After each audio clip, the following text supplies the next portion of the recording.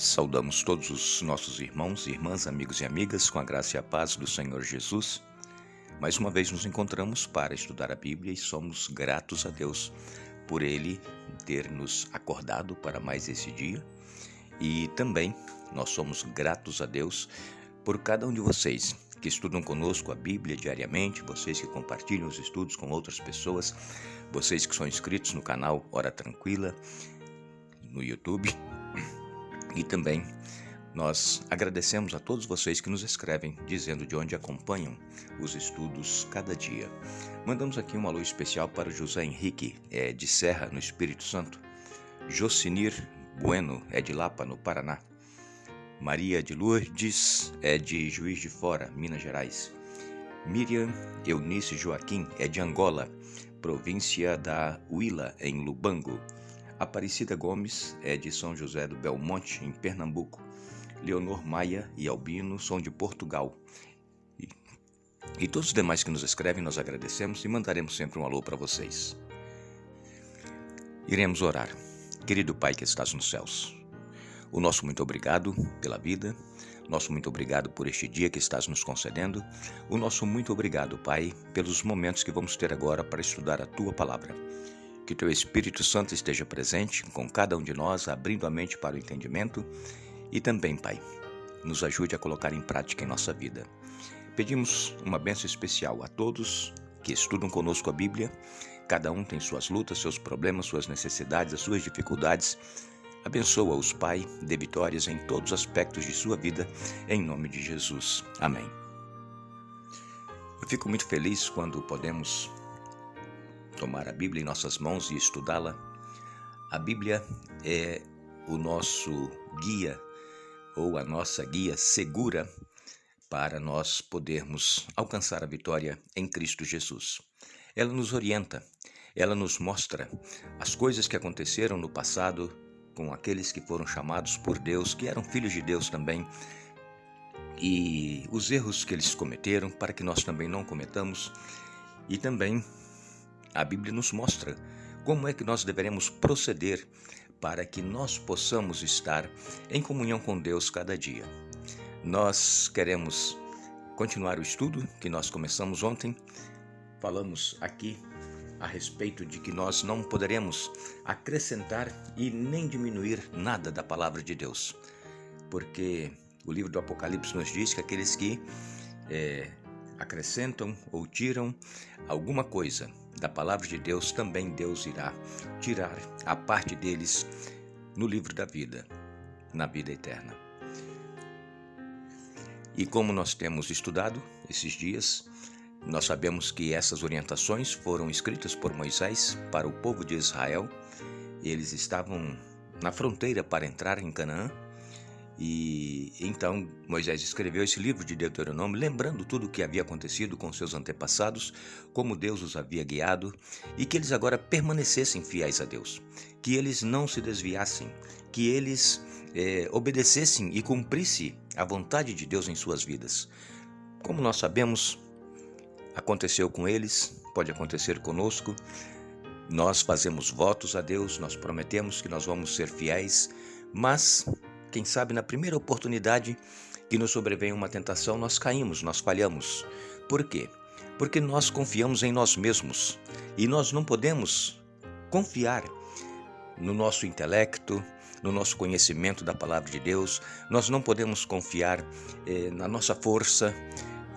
Temos que confiar única e exclusivamente em Jesus, porque é dele que vem a vitória. E o povo de Israel, eles tiveram problemas de apostasia inúmeras vezes, de prostituição física e espiritual. Eles se afastavam de Deus muito facilmente. E Moisés, então, ele estava aqui relembrando o povo o que havia acontecido com eles. E agora aqui, em Deuteronômio, capítulo 4, versos 3 e 4, nós lemos: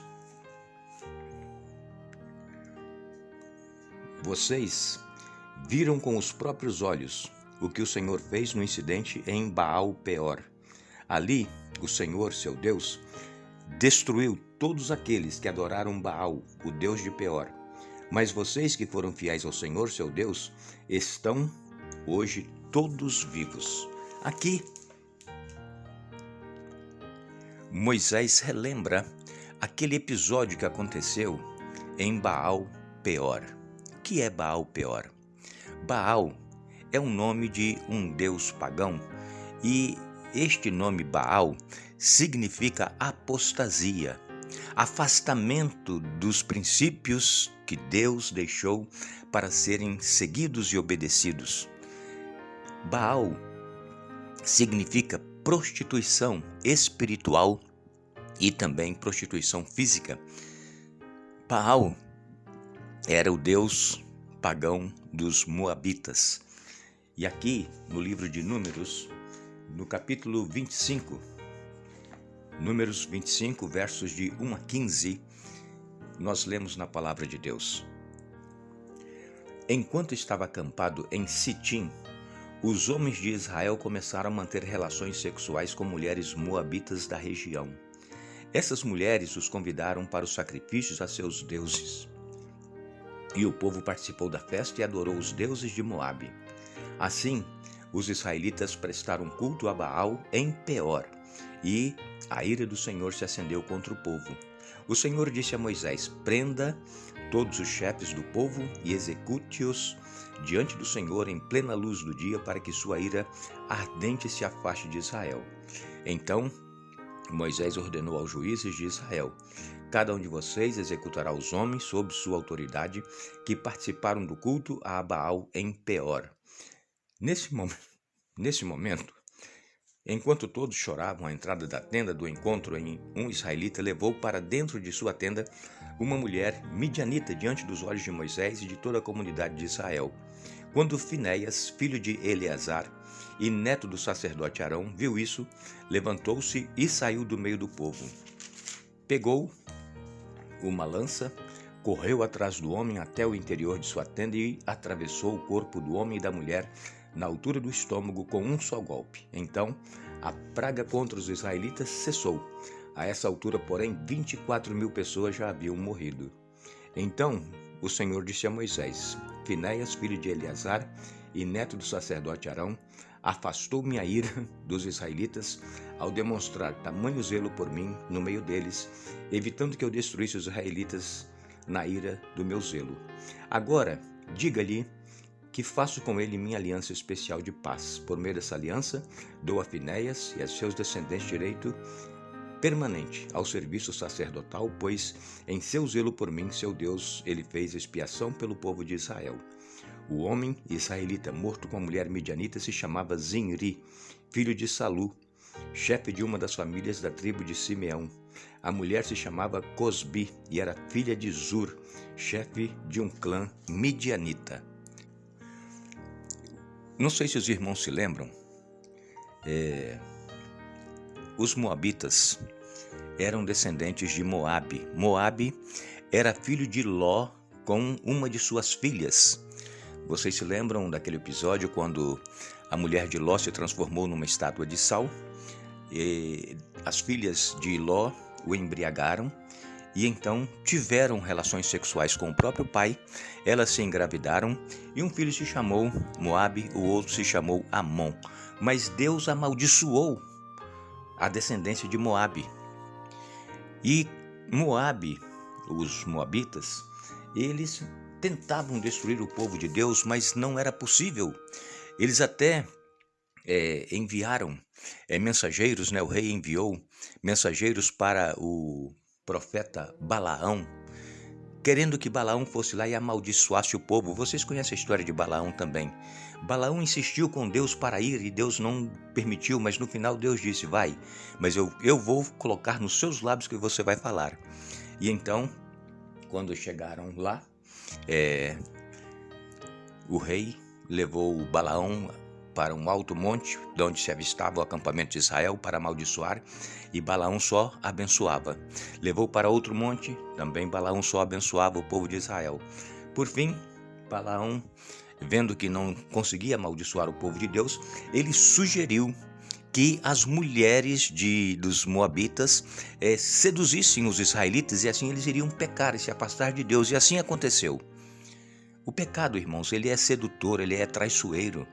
e ele só nos leva para a morte. Vejam que nesse dia 24.000 homens de Israel morreram por causa de estarem participando da prostituição física, prostituição espiritual, da apostasia a Deus e também das orgias, das festas, do carnaval que eles estavam fazendo lá em Moabe. Nós temos que ter muito cuidado também, irmãos. Como é que nós estamos agindo diante do nosso Deus? Às vezes nós pensamos, não, está tudo muito bem, não vai acontecer nada, Deus é amor, Deus perdoa. Vejam que, enquanto o povo estava diante da tenda da congregação chorando, um israelita entrou no arraial com uma mulher moabita na frente de Moisés, na frente de todos, e foi para sua tenda para ter relações sexuais com aquela mulher moabita. Finéias, então, tomando uma lança, ele viu, e ele foi e atravessou o corpo dos dois que estavam lá na tenda. E assim cessou a maldição, mas morreram 24.000 homens. Precisamos, então, ter muito cuidado, nós que somos cristãos. Como é que nós estamos participando com aqueles que não são cristãos, das suas festas, das suas orgias? Se nós estamos também nos prostituindo espiritualmente ou mesmo fisicamente, Deus condena. E se nós estamos participando destas festas pagãs de carnaval, tudo isso leva à destruição e à perdição.